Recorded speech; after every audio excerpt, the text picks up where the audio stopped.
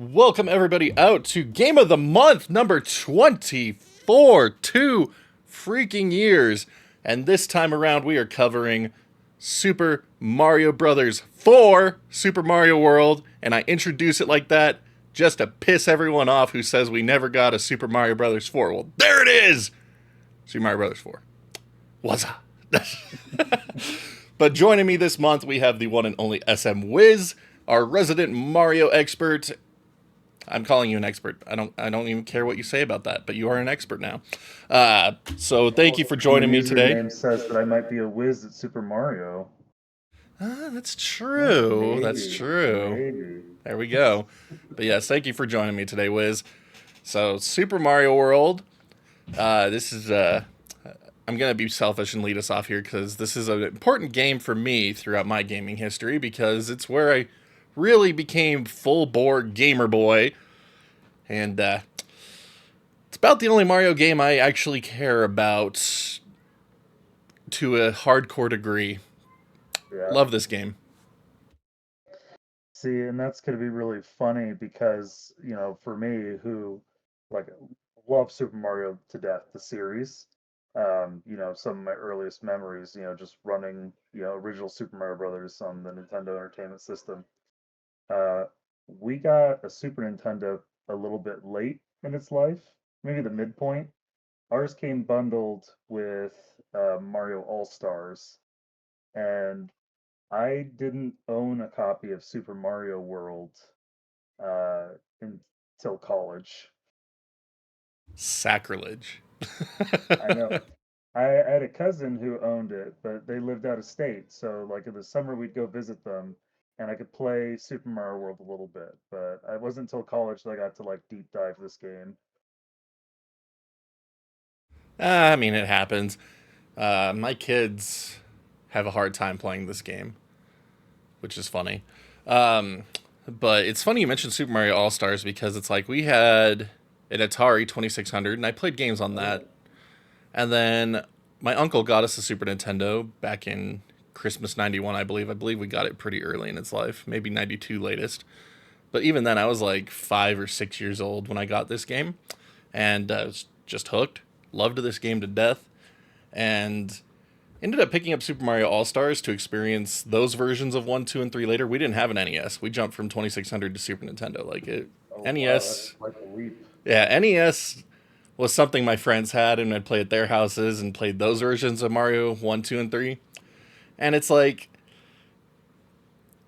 as much as I love Mario 3, like the nostalgia always wins out for me for Super Mario World. Like there's always those debates like what's better, Mario 3 or Super Mario World? And it's like if I have to objectively say it, I'd probably say 3. You got way more power-ups, way more diverse levels, and like great tunes for the NES. And but man, nostalgia for Super Mario World. It's so high. So high. But yeah, I ended up doing a retro review for this game back in my Game Tyrant days. And, I try to be as objective as possible with these things. And it's like, despite how much I love this game and how good it actually is, like, there's definitely flaws to it, but we could touch more on those in a bit. But this is the game that, like, gave us Yoshi as a character that added to the Mario lore, which I think is really important. And then there's also the cape that I know a lot of people hate, but I love that power up. And I gotta say, one of my favorite things about the game is really just being able to fly through so many levels with either a blue Yoshi or a cape just to screw around with.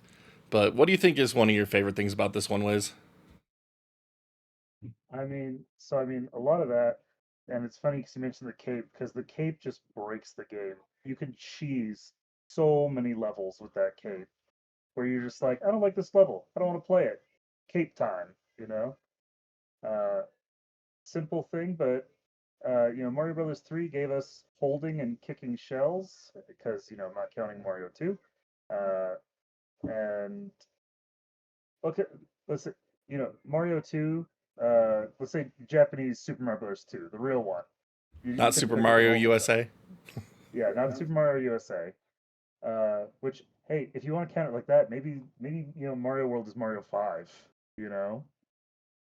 because we had two different Mario 2s. I don't know. Anyways, We're uh, gonna just debunk that and say no, it's Mario 4 because it's listed as 4 right here on the cart. Like mhm, Mario USA does not count. It's just a side story. Doesn't count. Mario 2.1.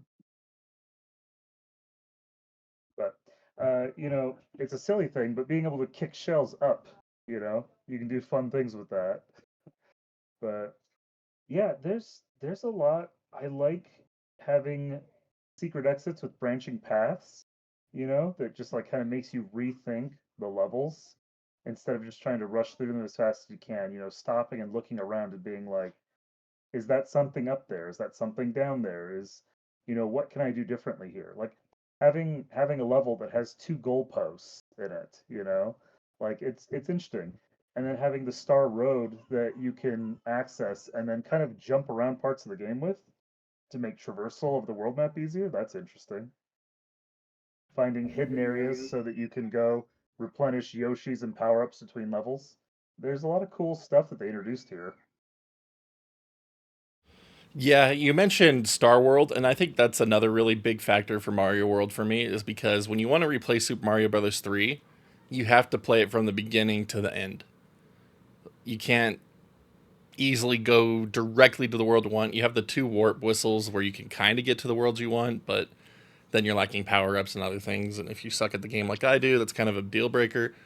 So, Super Mario World being able to maintain the entire world map was just massive at the time for me. And so, just being able to go back and replay different levels at will and on a whim, practice the castles by pressing R and L to go back into them took a long time to figure that one out, even though I believe it's listed in the manual. And secret exits, I don't even know how long it took before we figured out that if the level, like the little glowy thing was red, it meant there was Right. a secret exit in there. Like, I'm not Yeah. sure how long that took us, but it was a thing. But also with Star World, this is one of those things that kind of bum me out. Like, they have the normal exit gate and then the secret key, which I hmm thought was just kind of padding the game a bit. But again, that's kind of one of those negatives. It's kind of like that with most of the exits. It's like some of them are kind of pointless and would have been cooler to see a new level made instead. But I imagine this game was done on a pretty restricted timeline. I have not looked into the history of this game's development, to be honest, but like I wish there was a bit more to it. But at the same time, what we got is just really good. Like it feels very polished. Yeah, I mean, there are a ton of exits. I think it's interesting because, like, I mean, it's experimental in a way. They were trying a lot of new things, and some of it was like, kind of iterative, like seeing things that they started in Mario 3 and then took to the next step, like having the backup items, it's something you could dispense in level as opposed to having to dispense from the world map. Uh, you know, on Mario 3, you move around, an overworld and, choose your levels. And a lot of times it's linear, but occasionally the path branches, so you don't have to play every level in the game. And this, you have a couple branching paths. You don't have to play every level in the game. But I think it's cool that, like, right out the gate, when you start this, you have a choice of left or right.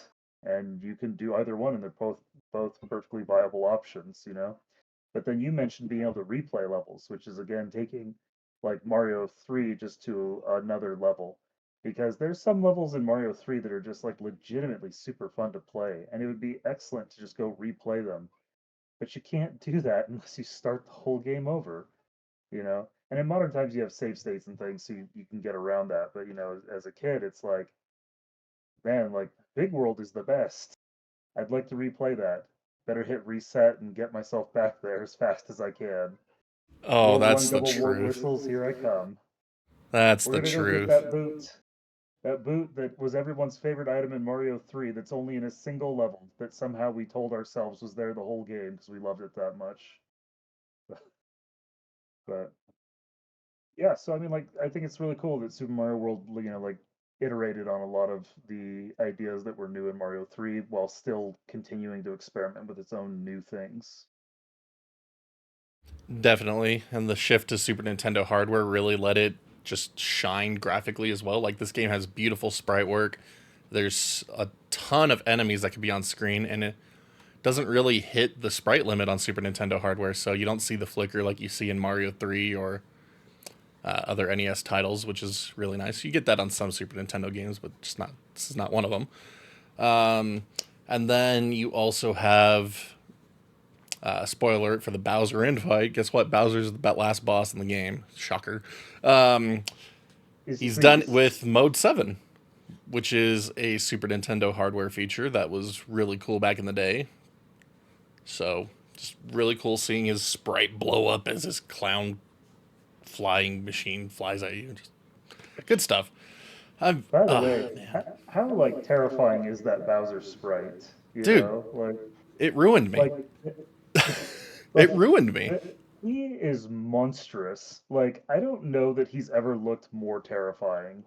You know, like I think they tapped a little bit into it with the Giga Bowser, you know, or the whatever the Shadow Bowser was in the expansion they made, Bowser's Fury on Switch. But you you see Bowser in Mario World and you're like, that is a terrifying creature that I don't want to fight. And then, it's a little bit of a step down when you get to the N64, you know. See, you fight Bowser in Super Mario Brothers 3. You fight Bowser in Super Mario World. And then you fight Bowser in Super Mario 64. And then it's like every single iteration of Bowser from that point forward, besides Giga Bowser, is just like, like he doesn't look like a compelling villain to me. Well, Like, that's because at that point they started using him for Mario Party and other things and sports titles where it's like, look, he can't be a bad guy. yeah, He's got yeah. to be a misunderstood guy. Yeah. Oh, but I mean that leans into the whole like headcanon of mine where Mario is just the sociopathic dirtbag and Peach is just hiring Bowser to try to get him to let her escape from the sociopath, and then he just goes on a murder spree to bring her back. And I mean, this theory is kind of confirmed at the end of Mario Odyssey. She just abandons them both right there, makes them stay together. That's just because she's a strong, independent princess who don't need no plumber or turtle man. But yes, for anyone that wants to know, go read the instruction booklet for the original Super Mario Brothers, where it says Bowser came into the kingdom, turned everyone into blocks. What does Mario spend the whole game smashing up? Yeah. The citizens of Mushroom Kingdom. Which is funny because you get to what was it, Sunshine, and Bowser's using magic, and people are like freaking out. Or was it? Oh no, sorry, it's not Sunshine. Galaxy, where Bowser's using magic and people freaking out, and it's like children over here not knowing the lore. It's like, bro knows magic. That's literally what he does in the first game is rolls up, looks at the army and says, yeah, now you're gonna be bricks. Yep. And I mean, Kamek. I can't remember. Kamek was introduced in Super Mario World as well, or was he in 3? So I don't think because Kamek, the name Magic Koopa is in World, but I think it was uh, Yoshi's Island that introduced a named Magic Koopa as Kamek. Okay, that would make sense. But yeah, I mean But yeah, the Magic wizard. Koopas are introduced in World. Yeah, and they're a pain in the butt, that's for sure. Wait, now you're making me doubt myself. Wait, were Magic Koopas in 3? I don't think so. I don't think they were. I don't think they were. I don't think they were. Someone can come and Somebody actually in the us comments later. will let us know if we're wrong. If we're Yeah. wrong, you gotta tell us the level. You can't just say they're Mario 3. You have to be like Yeah, you have to world be this, specific. level Yep. this. Yep, exactly. Lay down them specifics. But I don't think so. I don't think they were. So I think that was another enemy type that was introduced in Super Mario World. The Thwomp redesign I really enjoyed. We got Thwimps, which were fun. We have our normal red and green Koopas, who each have their own special thing about walking certain ways. Yep. Then we also had blue Koopas that gave all Yoshi's flying powers, which was nice. The red Koopas gave you firepower as well. Greens were nothing. Green isn't special. Sorry, green. And then there's the multicolored shell one, which is cool. The yellow. Yeah. And so when you grab that one, it gives you all the powers, which is cool. But I liked that when you knock a Koopa out of their shell, there were 2 types of those as well. So for the red and green Koopas, they were just little pathetic weak ones. And then when you would knock a blue one out of their shell, if you try to throw their shell back at them and they're looking at it, they would catch it and throw it back at you, making them more dangerous. And then same with the one that jumps in the yellow. They'll usually see the little guy walking up and then jumps in the shell. So that was pretty exciting. And then this game also introduced shellless flying Koopas, which was odd. Like, they were very strange looking. But good additions. Charging Chuck. Charging Chuck's a great addition. Yeah, loved seeing him come back in Odyssey. That was a fun throwback. That was a good throwback, and he looks just as strange and creepy as ever. Like, just the multi-sports weirdo going on there. Yeah. Like, this weird thing. Yep. Rip Van Fish, because apparently water levels aren't bad enough. They're like, how could we make this a worse experience for players? They're similar enough to the squids and annoyance to me from Mario 3. So not too terrible. I liked that you got the big old puffer fish instead of the eat you fish from Mario 3. Yeah. And then fun. I gotta remember, because there's actually 2 different types of the big fish in Mario 3, and everyone always mentions Big Bertha. But Big Bertha is the one that has the little fishes that they spit out and then eat again. Yeah, the one those that ones. Jumps up and eats you has a different name, and I'm forgetting it right now. I do not know it. I apologize. I cannot help you here. No, it's fine. It's one of those things you only know it if you read the manual, and that's the thing. It's like, and that's why everybody always just calls them both Big Bertha because they look the same. You know. Yeah, it's pretty much the same sprite. It's actually 2 different enemies. Yeah. They just share very similar sprites. Yeah. But yeah, I remember. Might be the same sprite. I don't know. But... It probably is. I remember coming across it the first time where it jumps out and eats you, and then I saw it in that other water level where you're actually underwater. It's like, how the frick are you supposed to get away from that? And it just shoots the fish out of you. I'm like, oh, okay. Yep. Yeah. This isn't so bad. Torpedo Ted, that's another enemy that was new. They only used them in 1 level, and they were the most obnoxious things ever. The Soda Bridge level. And that was historically one of the hardest levels for me. Like, for a very long time. Which is funny, because the level... one of the levels before it, Cheese Bridge area, I think, is like one of my favorite levels to replay, because you just get a Yoshi and you just run with a cape, jump, and hold down your B button and just do your slow descent, and you always bounce off something until you get to a little midway point, and then you just run and do it again, and you can just bounce on other things and then just do a jump off of Yoshi to hit the end gate and never have to really do anything. It's just really fun. I remember when they released it on the Wii U Virtual Console, I did a whole Miiverse post about it. It's like one of the few times I posted on Miiverse. Anyone who wasn't here when the old Magic was written. Fun thing, though, about Super Mario World, when they released the Switch Online service, I did a start to finishing Bowser as fast as possible run. So, just go up... finish up Dinosaur Island, and then you go Donut Plains to the water level to the Ghost House to Star Road, do the couple there to get to the front door, and then I beat Bowser.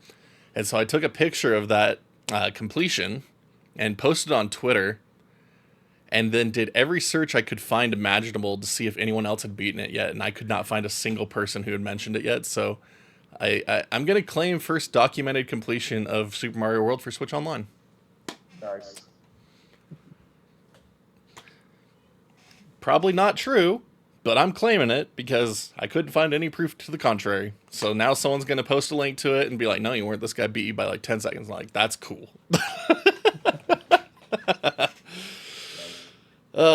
Everyone was posting about Zelda and Metroid. It was really funny to me. Like, everyone was posting about that. I'm like, I'm just going to beat Super Mario World. That's because they were posting about those because those were the more expensive cartridges. Oh, yeah. You could still get Super Mario World for like $20 on Super Nintendo. It's really not that bad. It's nice. It's a good game. It's a great game. But for anyone unfamiliar with Mario games, Super Mario World is a traditional Mario game, so it's got your running by holding down the Y button, and then you have two types of jumps. You have a standard jump by holding B, and then you have a little spinny jump that lets you deflect most things, and I never utilize it enough, but you do that one with A. It's really nice. You got fire power-up, you got the cape, and that's pretty much it besides the mushroom as far as power-ups go. So it's really, really skimped on the power-ups compared to previous. Starman. Oh yeah, Starman. Can't forget Starman. Green 1-up mushrooms.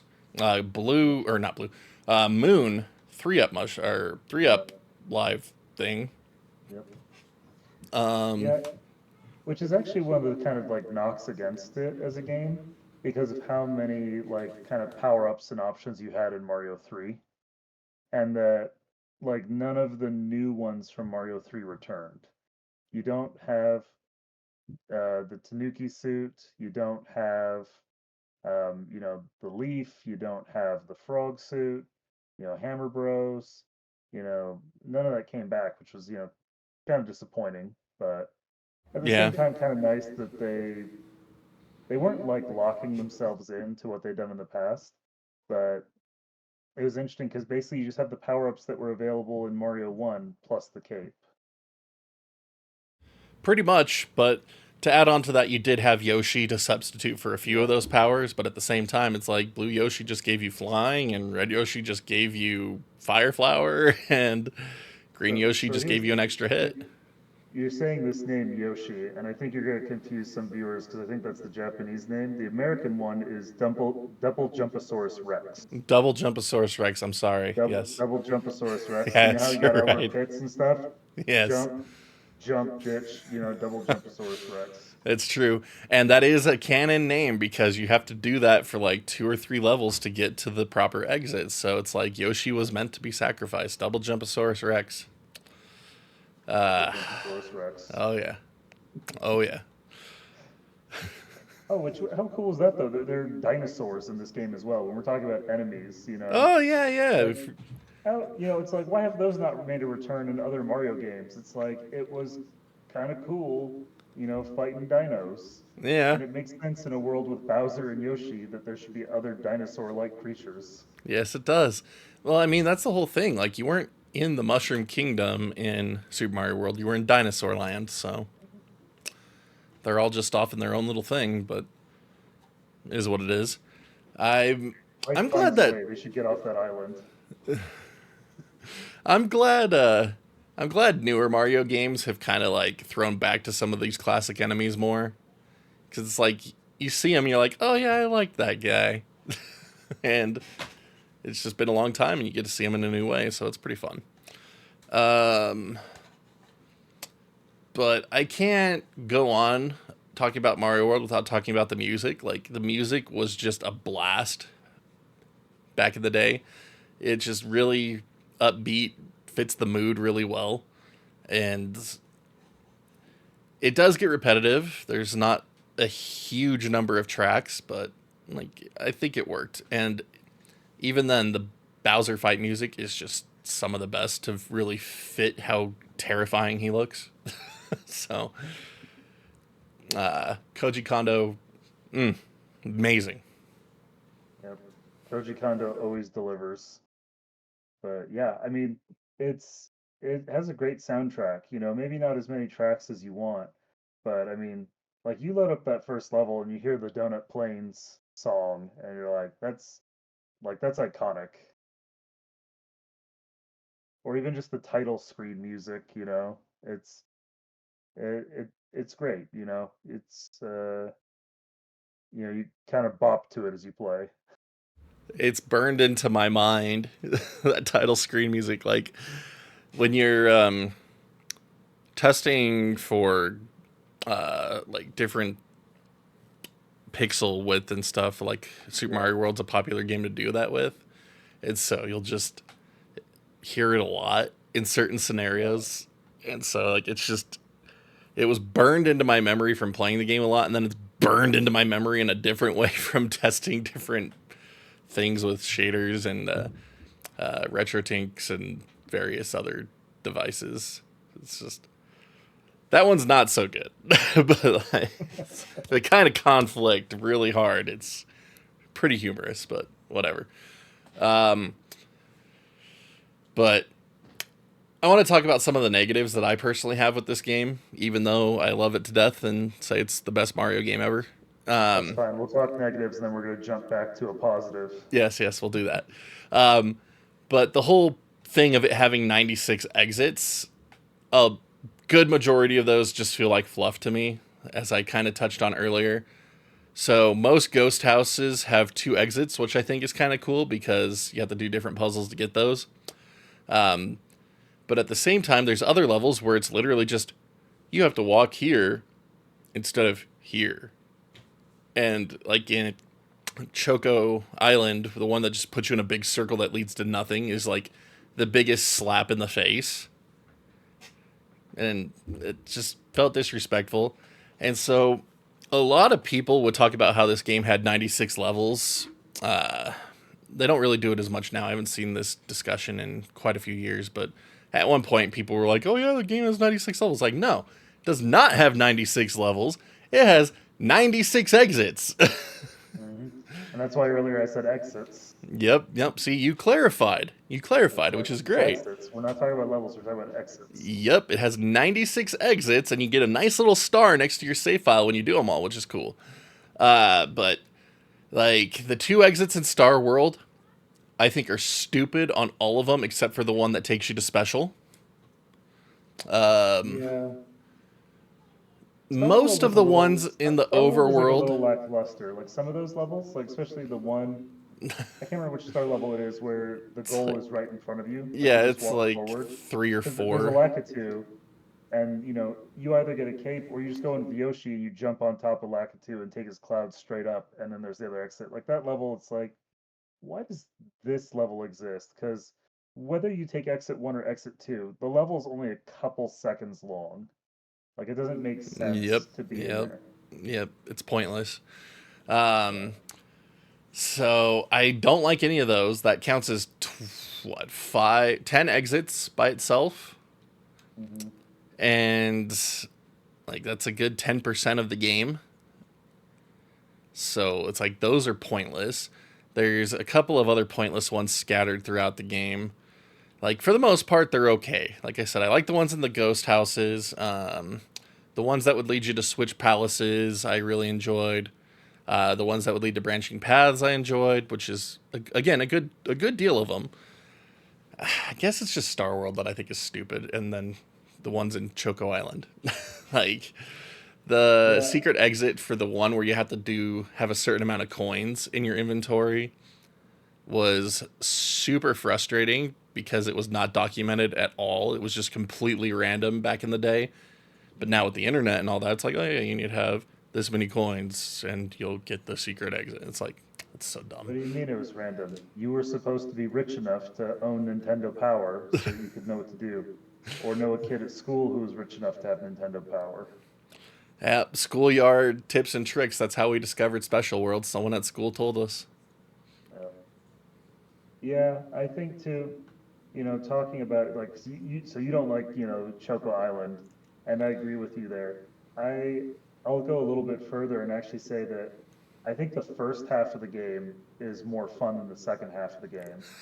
Like, no, it feels like a very clear delineation in level design, like from the start of Forest of Illusion. I think that's where the tone of the game shifts, and it feels different, like you're playing a different game. The levels from Forest of Illusion onward are like have a different vibe than the first half of the game. I don't feel like the second half is as fun to play through.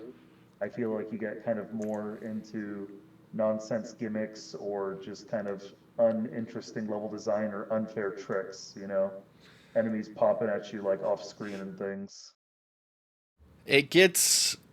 That's where it starts to bog down, in my opinion, is Forest of Illusion. There's the other world that had a bunch of pointless secret exits. Like, almost every single level had a secret exit. And that's why it really starts to bog down.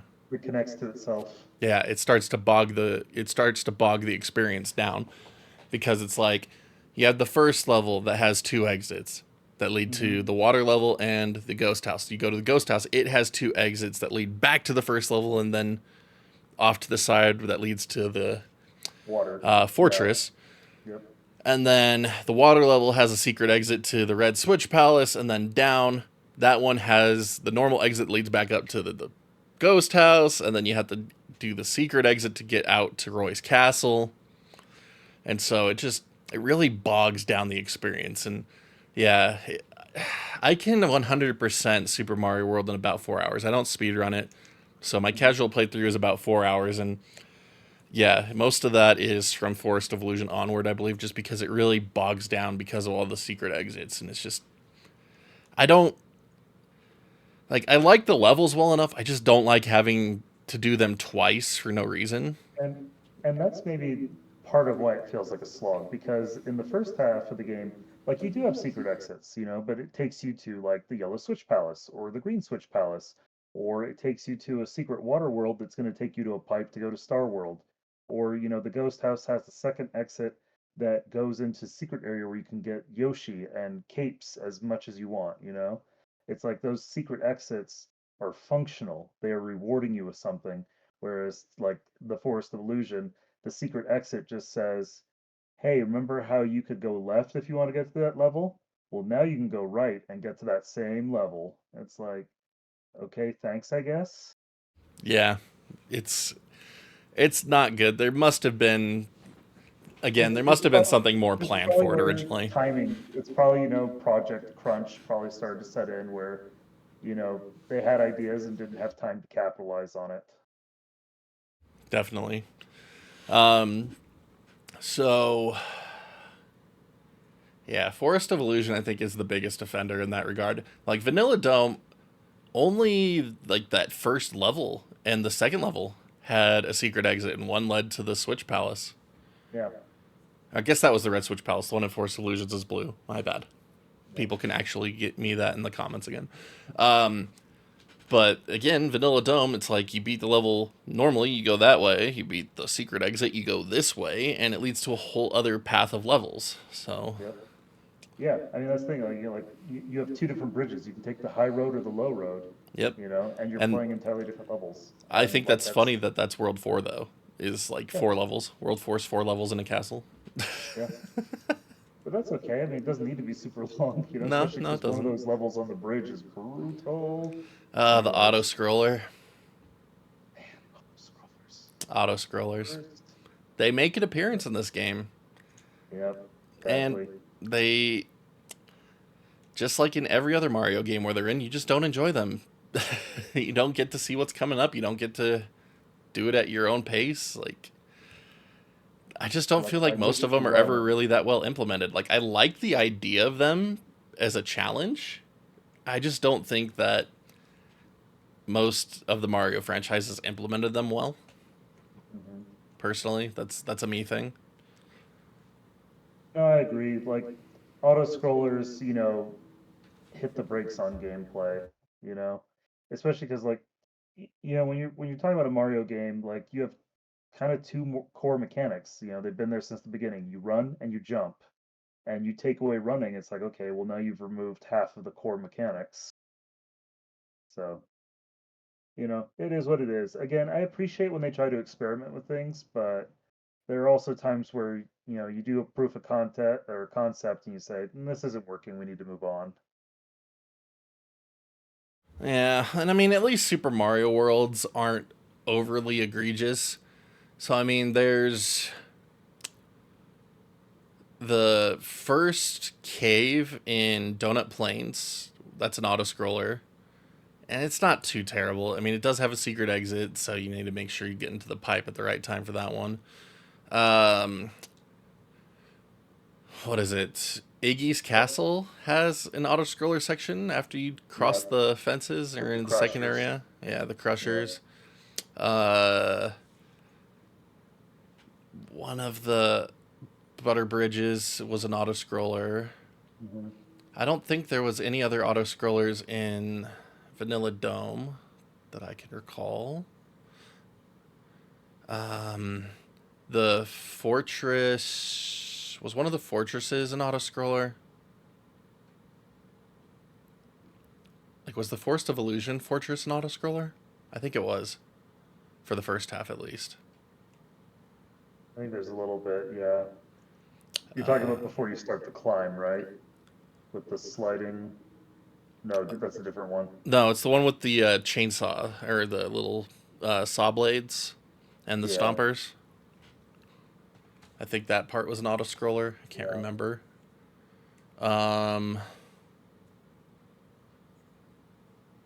so, I mean, there aren't too many, thankfully. Like, it's not No. overdone. No, but then you have a couple levels that are quasi auto scroller because you're getting on a platform and you're forced to just ride the platform, Yeah, you know, those aren't unless fun. you've got a cape and feel comfortable cheesing the level, but The cape is the you great know, that, equalizer. that like that one level where you start out and there are three platforms that you're supposed to be jumping back and forth between, and they've got the saw blades coming along, and it's like, yeah, if you don't have a cape or don't know to go get a cape and fly over the first half of the level, that's really frustrating. Especially because if you take a death, you have to start over, and those platforms aren't especially fast. Nope. And that was in one of the special worlds where you had that, and then you had the on-off switches Yep. to keep the platform on the right path. It was kind of irritating. Yep. Uh, but again, thankfully, that is the minority. We did forget one additional power up that surprises me that neither one of us caught until now: the P balloon. Oh, that's because it's cursed and was banished from memories. That's funny too you say that because earlier when you listed the power ups and I went, it can't be bright. Only cape was the only new one, and I thought, and I was like, no, and like back in my brain, I was like, you're forgetting something. You are absolutely forgetting something, and I was like, surely we would have remembered by now. It's like, oh no, P balloon, cursed. Just like that one level where you're just like flying through the whole thing with charging chucks throwing baseballs at you as you try to figure out which one. This was Nintendo. You with basically in Mario Maker you have terrible level design they call pick a pipe, and this was guess which box has the power up in it. It's like because not all of them have P balloons in them. Yep, there's actually only two in the whole level, right? Or was there a third one? I don't remember. I usually only use I mean, two. if you count, I think there's three. There's the first one where you jump off the thing and you're able to get it, and Yeah, then you activate another one. it's on the right side of a pipe, so you have to double back for it. Oh, man. I don't even know. Like, I always used to. No, see, the crazy thing is, there was actually a retro achievement for the Super Mario World set to beat that level with no P balloons. And that was a nightmare. That's not Mastered that normal. set, by the way, You did. twice. And Yep, now I I need to was master it there. a third time because I still haven't finished the third new things that they added, which was dumb. But we'll go back and finish that one of these days.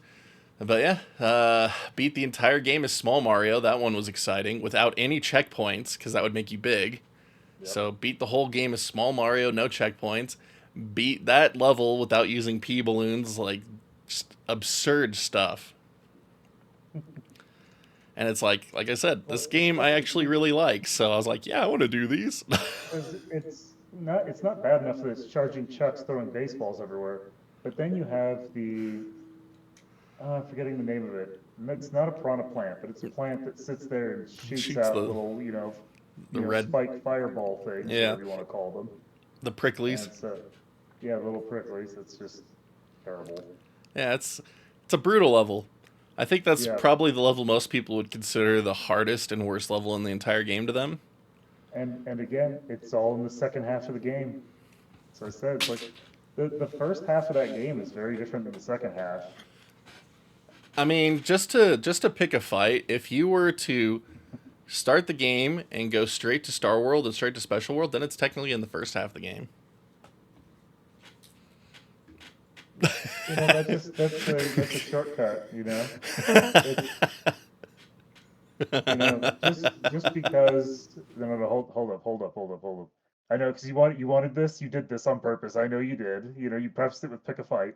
But look, just because you play Super Mario Bros. 1 and you do 1-1, 1-2, and then warp pipe to 4-1 does not mean that 4-1 is the third level in the game, okay? It, it may be the third one you played, but it is not the third level in the game, okay? It's like that you cut the line. That doesn't mean it's in the first half. And so I realized that 4-1 would be in the first half of 8 worlds, but That's for why the you sake said of this third level. discussion, yeah, that's why I said third level you play. It's not the third level in the game; it's the third one you play. Yep, exactly. Yeah, Oh man, good yeah, times. just like again, Super Mario Brothers 3. Go get a warp whistle in 1-2, and then go to the first fort and get a warp whistle. You're 4 levels in now. You can warp to World 8. That doesn't make 8-1. Like the first half of the game. Sure it does. Uh, Oh man. all right, off Um, my soapbox. so one of the great things about well, I shouldn't say great things. One of the more interesting things, because this could be either good or bad depending on your outlook.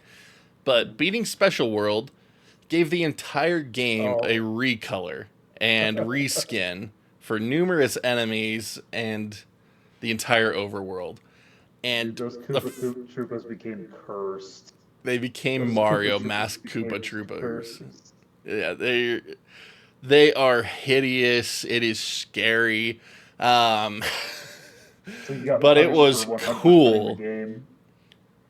For 100%ing the game, you get everything to look uglier. Congratulations. It's typical Nintendo. Look at Breath of the Wild. Get all 900 Koroks and you get a golden poo. Like their rewards for Well, doing the most in their games are always backhanded insults to you. like it's interesting because like when you play the original Super Mario Brothers and you defeat Bowser, you can go on your next adventure, and they've swapped out the enemies, so you play the game a second time, but it's more difficult because all the Goombas have been replaced with Buzzy Beetles, and they replaced other enemies with Spinies. Like it's a leveling up of the difficulty. Whereas this is just a reskin. They are the exact same enemies, they just look different. And eldritch horrors that'll haunt your nightmares. But Yup. And then the Koopalings are in the game because they were mm, also in Mario Brothers 3 originally. Like they were introduced in Mario yeah, Brothers 3. They got brought back for Super Mario World. And I'm a little disappointed that they didn't all have their own individual gimmicks hmm, because it's like you start with Lemmy and he's on the little platform in the tilted lava, platform. Yep. which is repeated for Roy, or no, not Roy, Iggy. Iggy, yeah. Um, and then you have Is it Roy and Morton that both do Roy and zombies on Morton the floor? have the one where they're going across and you flatten them, they go up the wall and smash, yeah. Yeah. Wendy and And was it Lemmy? Did I get it wrong? I don't remember. I can't remember their names. it's not Ludwig. No, Blue hair. Ludwig's the only Yeah. unique one in the game. Yeah. That's what I'm like. I Oh no, can't. give me It's Lemmy. It's Lemmy. let me. Iggy and I don't remember who 7 was because Castle 1 was Iggy, right? Um, Yeah. who's 7? I can't remember who's Larry.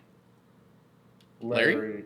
Yeah, Larry. Larry. Yeah. So Iggy So and so Larry share the same gimmick, except that Larry's has the 3 fireballs that come up.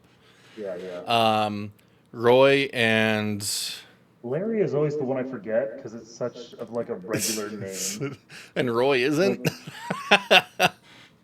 I don't know, it's like I just think like I'd say if anything you'd argue Wendy is the most normal name there, but being It's the not a only normal name female one, I now. feel like that's easier to remember. Yeah, But it's like I don't know how many Mortons have you met in your life? not many, just the salt. Yeah, the salt. Like Um, other than wrecking balls, how many Iggy's do you know? it's true. Um, but yeah, so Morton and who do we say the other one was? Roy. Yeah, Roy.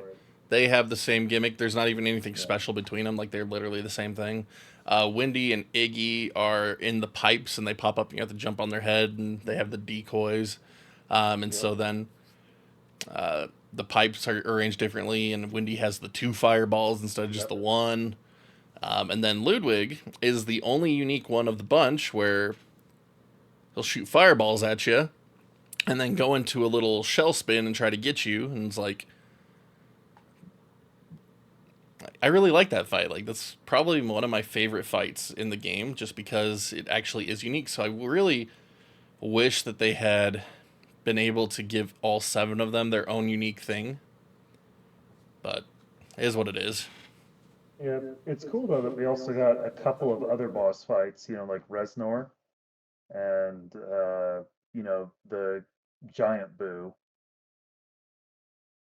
I like that those were. I like that the Reznor was just the fight for every fortress. Like you knew you were going to go in and fight some dinosaurs. Like that was fun, and it was always a challenge for us to try to because there's four of them on the spinny platform. You usually have to hit one off a platform, jump on the platform, and rotate around with it because the ground dissolves as you're doing the fight. And so the challenge was to always beat it before you were forced onto the platform. So you'd Mhm. hit all four of them off before you had to get on the platform, and you'd finish the level down on the ground still. Uh, So on the Super Nintendo version, that is doable. On the Game Boy Advance version, it's not really doable.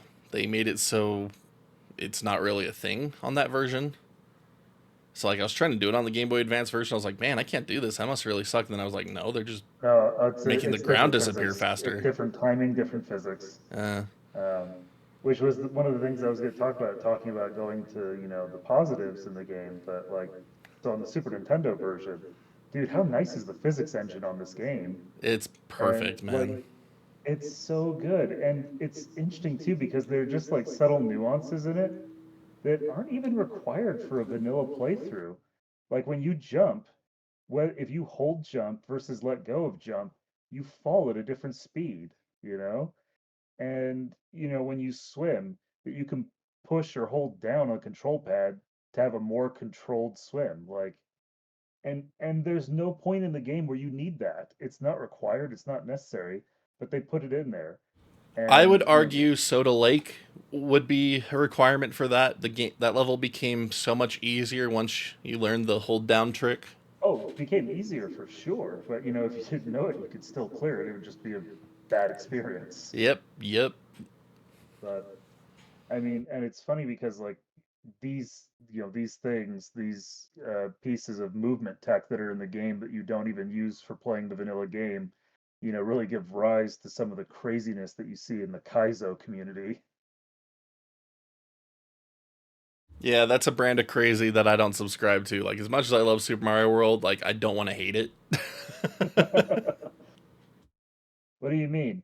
You don't think it's fun to do regrabs? You don't think it's fun? Like, look, you got to know how many frames you're falling for this jump, okay? So you got to jump with B, let go of B for a minute to let that enemy pass, and then re-grab B to again alter your descent trajectory. It's like it's no, there's some wildness out there, but it's fun to Oh watch. I'll say man. it is fun to watch. Yes, Even if you I don't will want to agree to play it. that. See, I enjoyed watching you trying to learn it despite you getting all salty about it. Like that was funny. Well, it's just because here's the thing. I knew going into it, what it was going to make me salty is I suck at shell jumps, which is like some core Kaizo tech, and for some reason is the part that my brain and hands just don't agree on. Mm-hmm. It's like I see it, it's like okay, let go of the shell, and hand is like what? It's like we can do key jumps. That's a one frame trick, but we mess up a shell jump. Make that make sense, brain. One It's- frame trick, no problem. First try. Shell jump, impossible. It cannot be done. oh man. Uh, Uh, we'll have to see you return to the Kaizo learning streams one of these days. Oh man. no, no, no. When we go back to Kaizo, it'll be because I've done all the learning streams off stream, and now it's time to play a Kaizo hack. You That's know, cool that the it, learning hack exists though. Like, good job, community. Yep, that one that I was doing was, I believe, Pangapia. There's actually a number of them out there. There's Kaizo Kindergarten, Learn to Kaizo. I will say, if nothing else, talking positives again, the Mario community is super open and welcoming. they love people coming in to learn, and they love seeing people get into things like this, whether it's playing Kaizo games, or whether it's getting into a program called Lunar Magic for making mods, hacks, and other community stuff. So it's a cool Oh scene man. to be in. And this is just how long they've been at it. Like, there's so many ROM hacks for this game that even now, with emulators becoming as accurate as they are, there are special settings that you could enable to make them like not accurate, like back when these old ROM hacks were made, so that way they could still run in these emulators and not have to resort to the old emulators. Like, it's so fun to see like that history respected, because it's like Super Nintendo emulation was not accurate for a very long time, and then it all of a sudden was. And it's like all of a sudden all these things don't work because they relied on the jank of the old emulators, because people couldn't play these on original hardware originally, like not for a while anyway. So these were made using an emulator that wasn't accurate, and so then you try to run them on real hardware, they don't work. Try to run them on accurate emulators, they don't work. And so it's like, yep, you just enable this setting to make it inaccurate, and bam, there you go, there's the ROM hacks working again. Awesome. uh Good times. But yeah, I like how devoted, maybe the right word, like the Mario community is. Like, and when Mario Maker came out, seeing what everyone was doing with that, like, it was cool. It was very cool. Like, it's not my thing, but I Yeah. love seeing it. I love looking at it. I'm like, that is cool. I kind of wish I enjoyed it more to be a part of it, but I could still appreciate the crap out of it. See, here's what you got to do. You just got to get into the making side of it and make monstrosities to watch people play. I'm not That's creative that's enough for that. Oh man. Like all that challenge where people were trying to beat every Mario Maker level ever uploaded before the game closed, and that one that took yeah. them like 48 hour or like 48,000 tries or something like that. I don't even know. It's been a while since I read that Well, article. Like, yeah, it dang. was wild. Like it was, and it's good because arguably one of the kind of like worst levels was cleared years and years ago because there was one level in Mario Maker that somebody had set up where it was using random chance.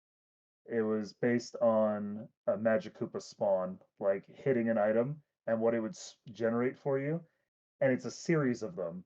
And I mean, I think they had to have like hacked or modded a Wii U to have uploaded the level in the first place. And the community just came together and they're like, "Hey, turn on your Wii U and let it run overnight, everyone. We're all as a community going to do this, and just let our consoles run, because when you die, it'll auto restart." Because it was like an auto level, but it was dependent upon the Magic Koopa, and so you're like, there's no skill involved in this. It's pure luck. Everybody turn your console on and leave them on overnight, and we're going to keep doing this every night until this level gets beat. So I That's mean, again, this stuff. atrocious. It's like, yeah, no, the person who made the level is atrocious, but again, that's the community coming together to solve a problem. Yep. But yeah, to your point, yeah, it's great. You had people who dump the list of Mario levels, tick off the ones that have been completed, and then they just work together as a community to knock them all out. Oh yeah. It's So I think cool. it's It it's is really cool. cool. Just And shows the you power might say like power of some old people games. watching this might wonder why we're talking about Mario Maker when we're talking Mario World, but the thing is that the same people who make the Mario World ROM hacks are the same people who turn around and love making Mario Maker levels. Yeah. And now we've been doing this long enough that you see people who get really in Mario Maker famous for their levels start getting into Lunar Magic to start making ROM hacks for Mario World. And so Yeah. there's a lot of crossover there. Yeah. You got a Venn And diagram of fans. yep. And I mean, Mario Maker had the specific Super Mario World tile set as well, so it's still relevant. It's very relevant. It doesn't play like Mario World at all, but it has the face of it. Yeah, it's fair. It's fair.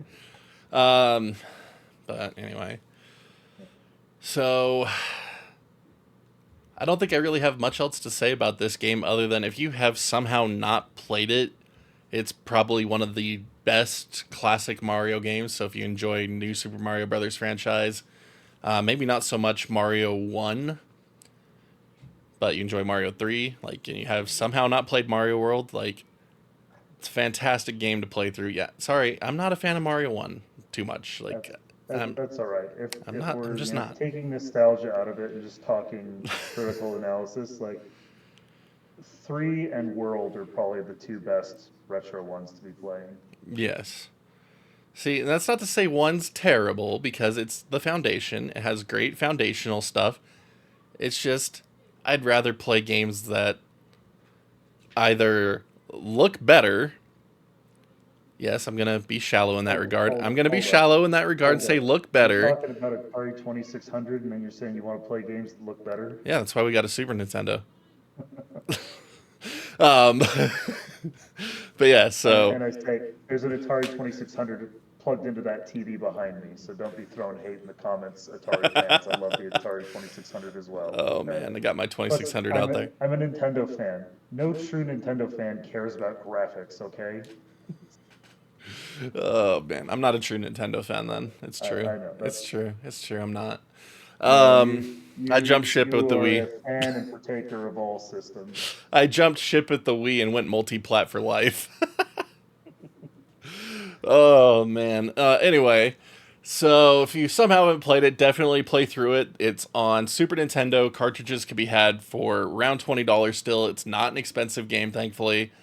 Very accessible. If you're gonna speedrun it, you're gonna want the Japanese version for the text stuff. I just have a Japanese version because reasons I have no idea. Also got released on Game Boy Advance. I don't think that version is super expensive. I haven't looked up prices lately, but I don't think it's super expensive. But the GBA version does have very altered viewing perspective because it's on a GBA screen, lower resolution, and then different aspect ratio. So the game presents very differently than the Super Nintendo version. For the most part, Mario handles relatively close enough that it doesn't bother me. But they changed Luigi to mirror his power-ups for Super Mario Brothers 2. Super Mario USA, I should say. And he's very floaty and very crap. Don't like playing as him. And then the audio quality is greatly reduced and the color palette is jacked up. So it's not the best way to play the game, but it is still a way to experience the game. I do like that the GBA version tracks if you got all the Yoshi coins, because in Super Mario World on Super Nintendo, there's literally no reason to go for them except for an extra one-up, which just kind of makes them pointless. So I was very happy about that in the GBA version. And then, of course, it has Super Mario Bros. That you can do on a link cable, so the arcade Super Mario Bros., which is fun.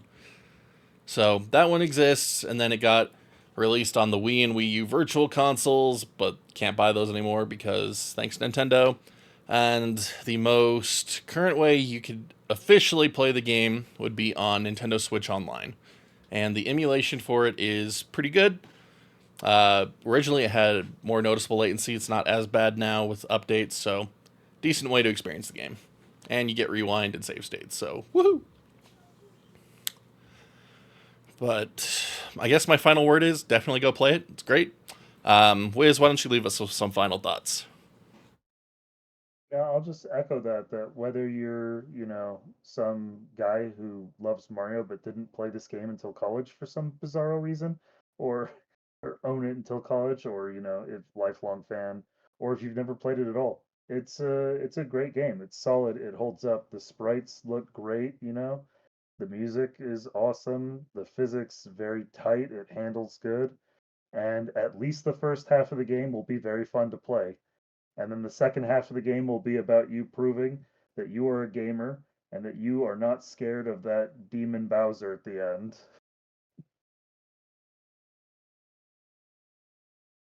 That is perfect. Oh, one other One little. other, how cursed is Peach's sprite though, for entirely That's. different reasons. Especially the noodle arms when she's calling for help. Like she got spaghetti noodle bones in her forearms. Yeah, her Mode 7 incarnation is terrifying. It's true. Oh, man. But speaking of the sprites, one little thing that I just remembered, because we had talked about Mario Maker. Um, so someone went through and ripped every single Mario sprite out of Super Mario World at one point and posted them online. And apparently, when they made Mario Maker, they just used that sprite sheet because there is an orange pixel where there shouldn't be a pixel at all. That was ripped from that guy's website in Mario Maker or something. I don't remember where the tweet was where like it was explaining everything about that, but like it was very funny to me. It's like Nintendo literally just used this dude's sprite sheet for the sprites in Mario Maker, and you can see the orange sprite, the orange background of his website, and where there shouldn't be any orange. It's not the first time that Nintendo, while wagging a finger at fans for reverse engineering their games, have then gone ahead and be like, "This is mine." Yoink. Anyway, just a fun little tidbit I thought I'd throw in here for this podcast, but man, Super Mario World, undeniable classic, one of the better Super Nintendo games to ever release, and also one of the first games to release. It was packed with the system when you bought it, so just fantastic game, great 2-player action, so definitely always going to be in one of my top recommendations for platformers, so good stuff. But Wiz, thank you for joining me for our 2-year Game of the Month anniversary podcast. This is friggin' awesome. 2 years now, 24 friggin' games, and we're still going strong. So thank you again. Happy to be here. Thanks for having me. All right. So if you would like to participate in this month's Game of the Month discussion, just leave us some comments down below. Let us know what you think of Super Mario World. And join us next month in whatever friggin' game we decide to play. So have a good one, everybody. Wiz, thank you again for joining me. We'll see you all back next time.